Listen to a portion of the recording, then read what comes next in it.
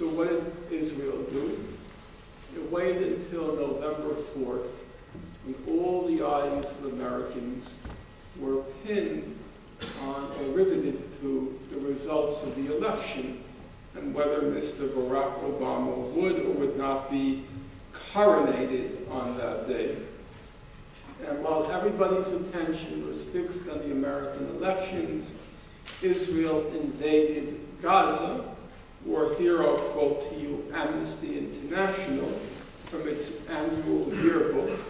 Amnesty writes, "A ceasefire agreed in June between Israel and Palestinian armed groups in Gaza. It held for 4.5 months, but broke down after Israeli forces killed 6 Palestinian militants in airstrikes and other attacks on November 4th.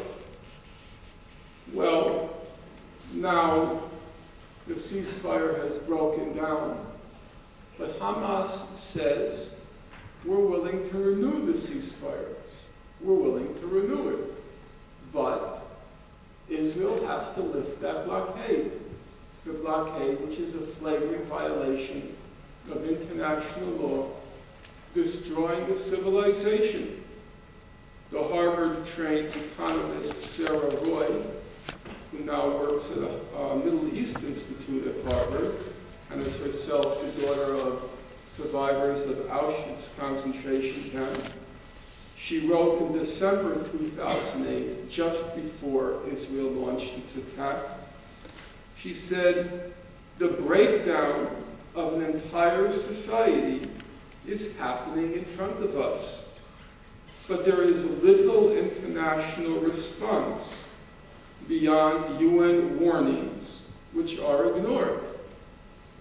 A flagrant violation of international law, a civilization being destroyed, a breakdown of society, and Hamas says, we're willing to renew the ceasefire, but you've got to end this brutal blockade." Israel says no. Hamas has to stop its rocket fire unconditionally and unilaterally, which means they have to stop firing rockets, and we're not going to lift the blockade. On December 27th, Israel invaded, and the invasion lasted 22 days.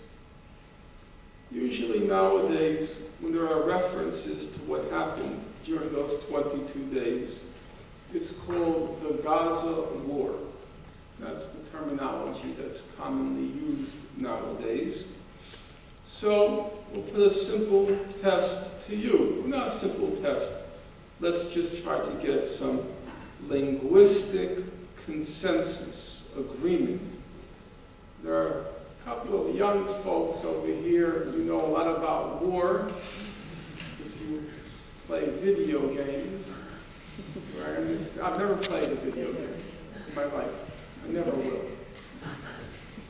I don't want to embarrass you. I think they're stupid. But I'm sure you play them with great regularity. Am I right? No? Wrong guy. Wrong guys? Yeah. Oh, okay.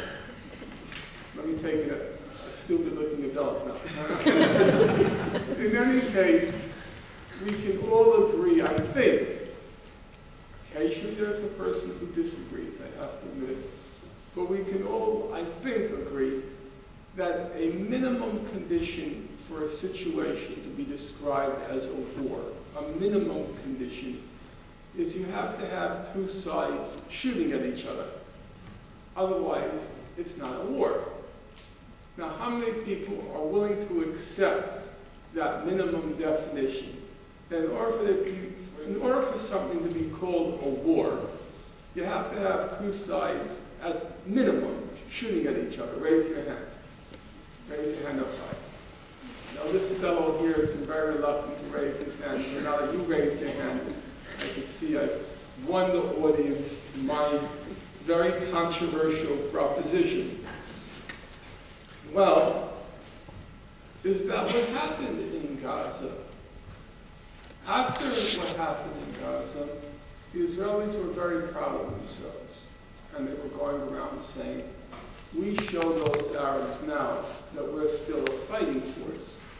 Because after the events in Lebanon in July and August 2006, when the Party of God, Hezbollah, inflicted a major military defeat on Israel, and the head of the Hezbollah, a fellow named Hassan Nasrallah, he was going around saying, as he still says to this day, said it a few days ago, that we're not afraid of the Israelis. If you want to come and attack us again, we'll destroy you again.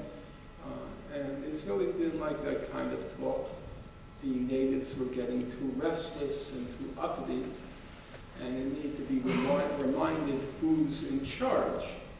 And the Israelis felt very proud after the Gaza events that now they showed those Arabs who's in charge, because they won the war. But an Israeli strategic analyst, he said, well, let me quote him. He said, it is very dangerous for Israel to believe it won the war when there was no war. In reality, not a single battle was fought during the 22 days of fighting. So what did happen? Well, the first week was what was called the air phase of the war. And by the end of the 22 days, Israel had sent in 3,000, approximately between 2,800 and 3,000 combat missions over Gaza. Every plane returned. Not a single plane was down. In fact, not a single plane was damaged, for the very simple reason that the Palestinians had no anti-aircraft defenses against the planes. So it took about as much courage to fly combat missions over Gaza as it takes to shoot fish in the barrel. After about a week, Israel launched what was called the ground war, coordinated with the air attacks. And the Israelis were equipped with special night fighting equipment, special technology, which Hamas did not have. And so Hamas militants couldn't even see the Israelis.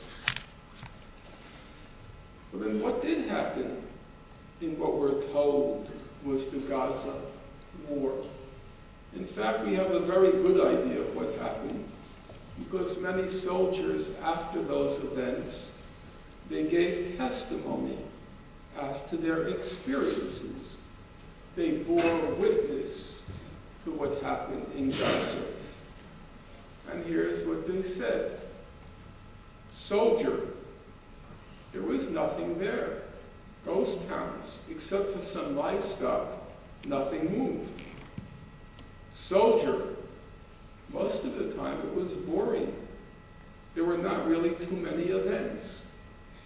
Soldier, I did not see one single Arab the whole time we were there, that whole week. Soldier, everyone was disappointed about not engaging anyone. Soldier, usually we did not see a living soul, except for our soldiers, of course. Not a soul, no one. Soldier, go ahead. Ask soldiers how often they encountered combatants in Gaza. Nothing, no one. Soldier, there was supposed to be a tiny resistance force when we entered Gaza, but there wasn't. There was no one. There was no enemy in the field. There was no foe. There was no shooting. There were no battles in Gaza.